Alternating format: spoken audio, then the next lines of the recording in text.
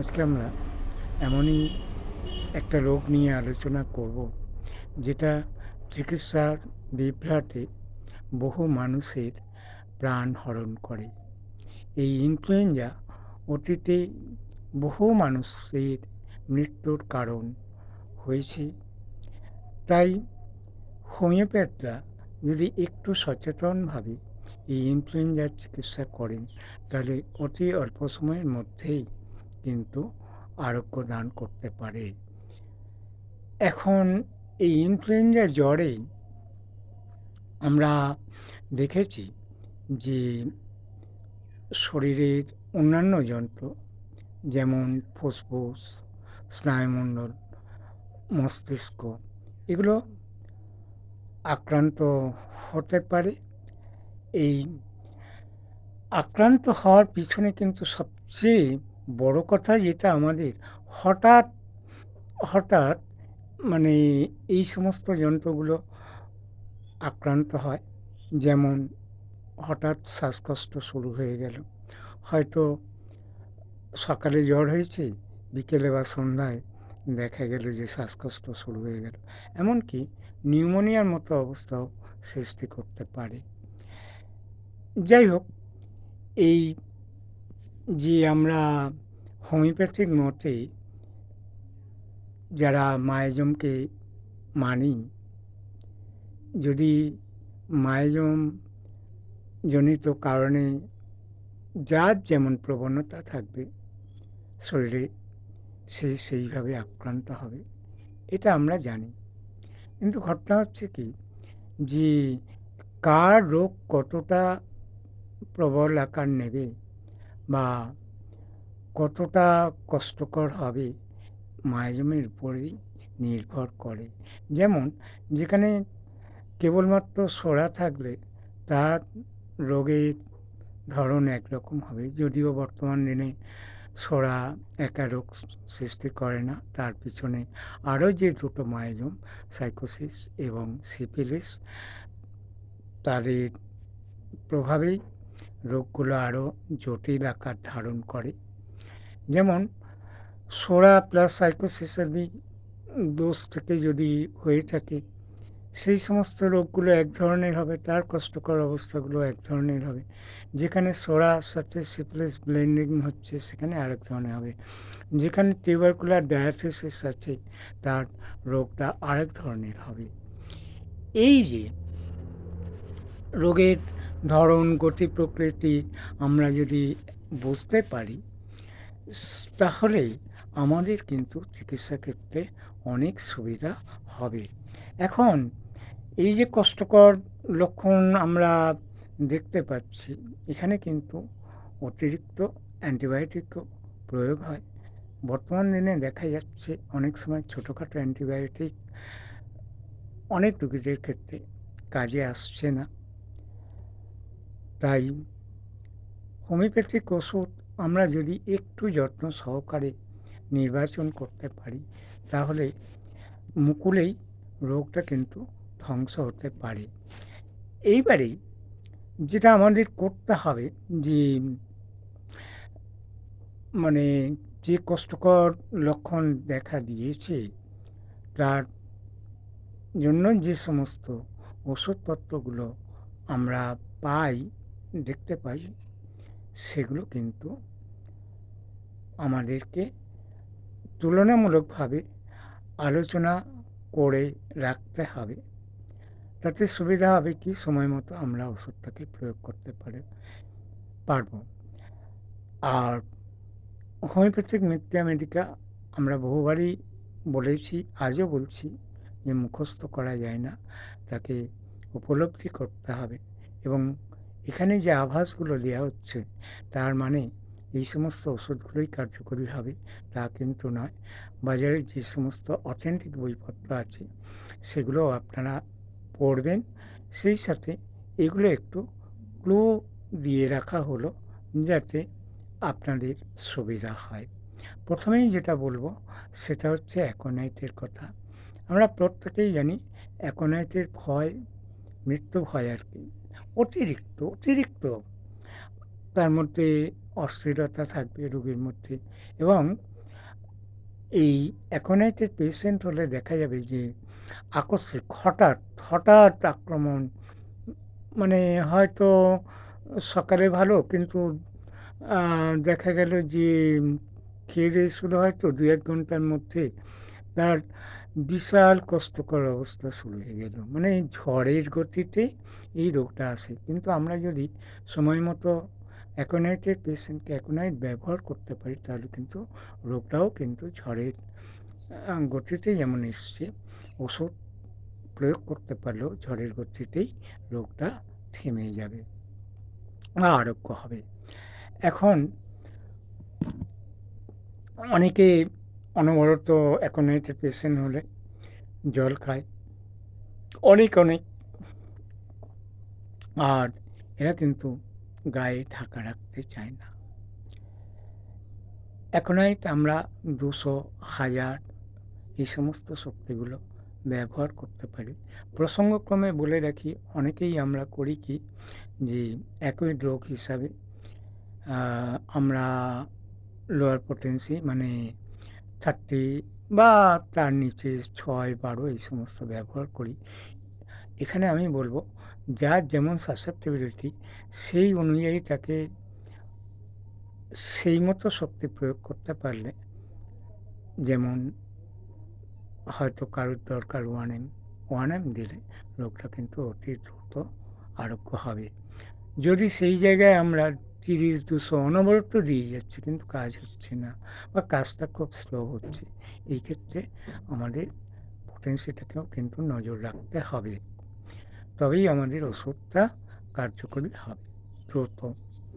এবারে আসি, যেটা আমরা বেলেডোনাতে দেখি, যে এদের উত্তাপটা ভীষণ, মানে গায়ে হাত দিলে যেন হাত পড়ে যাবে এমন অবস্থা, আর চোখ মুখে লালাবো ভাব থাকবে, এবং জ্বর, মানে খুব হঠাৎ হঠাৎ হঠাৎ জ্বর বলে নয়, যে কোনো কষ্ট যেমন আসে দ্রুত, আবার কমেও যায় সেইভাবে হঠাৎ হঠাৎ।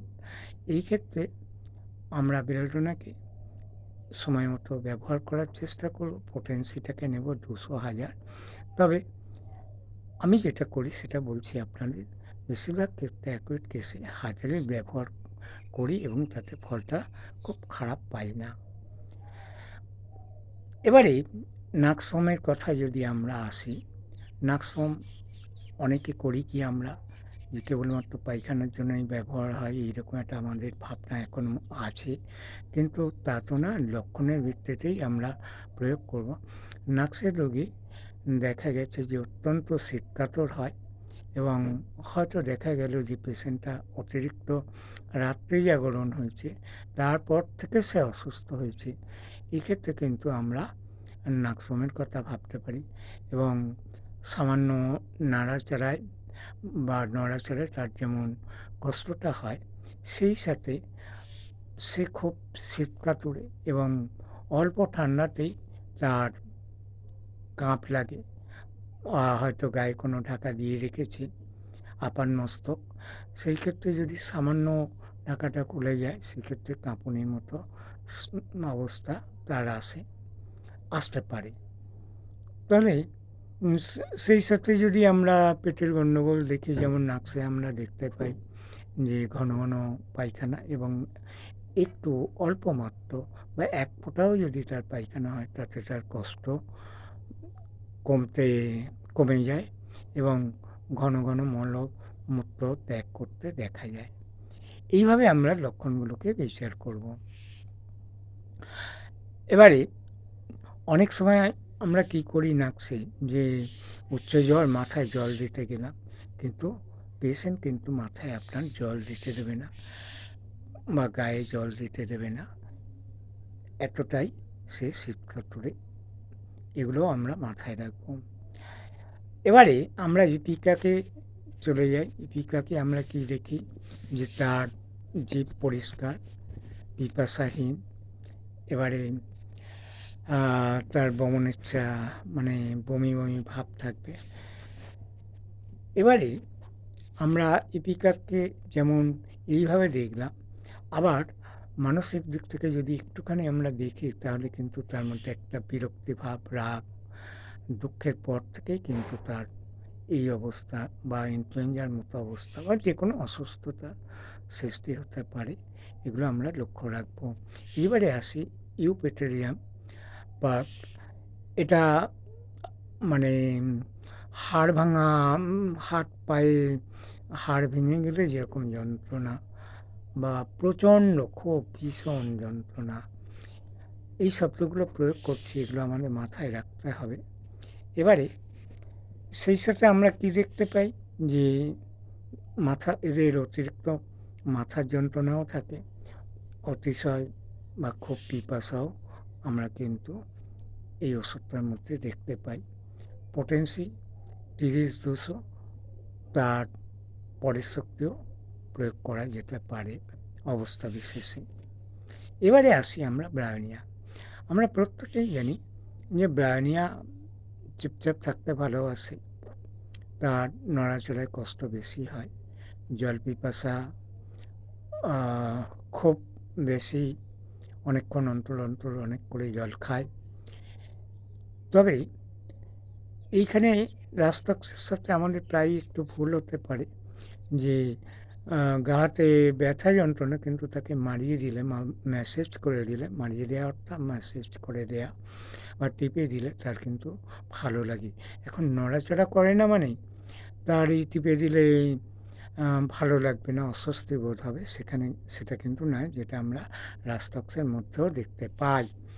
এইবারে আসছি আমরা যেটা আমরা দেখেছি জেলসিমিয়ামের মধ্যে। জেলসিমিয়ামের পেশেন্ট কিন্তু সে চুপচাপ পড়ে থাকে এবং যেন একটা নিদ্রাহীন অবস্থায়, অ্যাকচুয়ালি তার মানে হাত পা বা অঙ্গ প্রত্যঙ্গ এতটাই ভারী অনুভব করে, ভারী বোধ হয় যে সে কিন্তু নড়াচড়া খুব একটা করতে পারে না বা চুপচাপ থাকতে চায়। এবারে আমরা যেটা দেখলাম যে এই জেলসিমিয়ামের মধ্যে কিন্তু আমরা পিপাসা দেখতে পাই না, আরও অন্যান্য লক্ষণ আছে, সেগুলো আমরা মেলাবার চেষ্টা করব, দেখার চেষ্টা করব বা খুঁজে নেওয়ার চেষ্টা করব। জেলসিমিয়াম 200,000 বা তারপরে শক্তিও আমরা ব্যবহার করতে পারি। এবার যেটা আসবো যে এই রাস্টক্সের কথা, যেটা একটু আগেই ব্রায়োনির সাথে বলছিলাম, এদের হাত পায়ে অত্যন্ত যন্ত্রণা থাকে, অস্থিরতা থাকে এবং দেখবেন অনবরত সে এপাশ ওপাশ করছে, চুপচাপ সে কোনো মতেই থাকতে পারছে না এবং তার জিভটা কিন্তু সামনের দিকে দেখা যাবে ত্রিকোণাকৃতি লাল হয়ে আছে। এই সমস্ত সিমটমসগুলো আমরা যদি ঠিক সময় মতো কালেক্ট করে ওষুধগুলো প্রয়োগ করতে পারি, তাহলে বারবার একই কথা উঠে আসছে যে রোগটা মুকুলেই ধ্বংস হয়ে যাবে, আর বেশি দূর অগ্রসর হতে পারে না। আর যদি সেটা অগ্রসর হয় তাহলে সেটা আমাদের ভুলে, হোমিওপ্যাথির কোনো এখানে ভুল নেই। হোমিওপ্যাথিক আমরা যদি সময় মতো ঠিকঠাকভাবে এবং নীতিগত দিকটা আমরা খেয়াল রেখে প্রয়োগ করতে পারি, তাহলে কিন্তু আরোগ্য আসবেই। এবারে আর্সেনিক অ্যালবাম, সেখানেও দেখেছি অস্থিরতা, ছটপটে মৃত্যু হয় এবং ঘন ঘন পিপাসা, ঘন ঘন মলমূত্র ত্যাগ করতেও দেখা যায়। এই সমস্ত জায়গাগুলো কিন্তু আমরা অন্যান্য ওষুধের সাথে পার্থক্য বিচার করে নেব এবং এদের মেজাজটাও অত্যন্ত খিটখিটে হয়ে যায় বা থাকে। এইবারে আসি আমরা যেটা ডাল কামড়া। ডাল কামড়াকে আমরা কী জানি না, ডাল কামড়া হচ্ছে যে ঠান্ডা থেকে গরম বা বিশেষত এইটা বলবো যে গরমের পরে যদি ভিজে ঠান্ডা তার লাগে, সেই ক্ষেত্রে কিন্তু সে অসুস্থ হয়ে পড়তে পারে। এই ঋতু পরিবর্তন যে হয়, এই ঋতু পরিবর্তনে দেখা যায় যে সে জেলসিমিয়ামের পেশেন্ট হলে কিন্তু আক্রান্ত হয়ে পড়বে। এইবারে আমরা জেলসকে যদি ডাল কামড়াকে আমরা যদি ঠিক সময় মতো চিনে নিই, তাহলে এই রোগটা কিন্তু অন্য কোনো দুরারোগ্য রোগের সৃষ্টি করতে পারবে না। অনেক সময় দেখা যায় যে ডাল কামড়ার পেশেন্ট হলেও কিন্তু আহ, তারা যে ওষুধের যেমন ক্ষমতা সেই পরবর্তীকালে সময় মতো না প্রয়োগ করলে সেই রকম রোগের সৃষ্টি করতে পারে। এছাড়া আমরা আর্নিকা, চায়না, এই সমস্ত ওষুধগুলো কিন্তু ভালো করে প্রয়োগ করতে শিখব। আরেকটা কথা আপনাদেরকে বলি যে একই কেসে কিন্তু বা এই ইনফ্লুয়েঞ্জা আপনারা যদি কোনো সঠিক ওষুধ নির্দিষ্ট সময় খুঁজে বের করতে না পারেন বা পাওয়া না যায় তাহলে কিন্তু কার্সিনোসিন আপনারা প্রয়োগ করবেন। দেখবেন কার্সিনোসিনে বহু রোগী, ইনফ্লুয়েঞ্জার রোগী আরোগ্য হয় এবং অতি দ্রুত আরোগ্য হয়। নমস্কার।